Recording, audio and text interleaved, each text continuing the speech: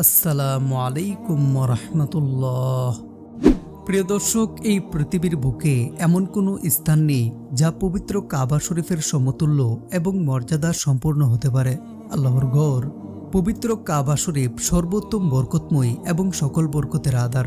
এই ঘরে প্রতি বছরই অলৌকিক ঘটনার পাশাপাশি এমন রহস্যজনক ঘটনাও সংঘটিত হয় যা ক্যামেরায় রেকর্ড না হলে কেউ বিশ্বাসই করত না।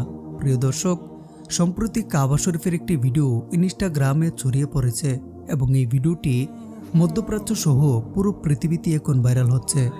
ভিডিওতে দেখা যায় পবিত্র কাবা শরীফে জুমার নামাজের খুতবা চলাকালীন অবস্থায় একজন ফেরেশতা সাদা কাপড় পরিহিত অবস্থায় মুসল্লিদের মাঝখানে বসে রয়েছে।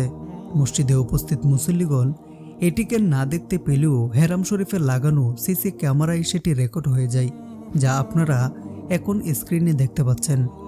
شكر المسلم ربه عليه غفرت ذنوبه قال عليه الصلاة والسلام। প্রিয় দর্শক, ভিডিওটি ভাইরাল হওয়ার পর থেকে অনেক নেটিজেনরা এটিকে জিন্নাত বলে আখ্যায়িত করেছে। তাদের ভাষ্যমতে জিনেরা আমাদের মতোই নামাজ রোজা সহ শরিয়ার বিভিন্ন বিধিনিষেধ পালনে আদিষ্ট রয়েছে। আবার অনেকেই এটাকে ফেরেশতা বলে আখ্যায়িত করেছে।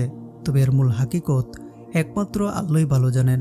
প্রিয় দর্শক, ভিডিওতে দেখানো বস্তুটি কি জিন অথবা ফেরেশতা হতে পারে?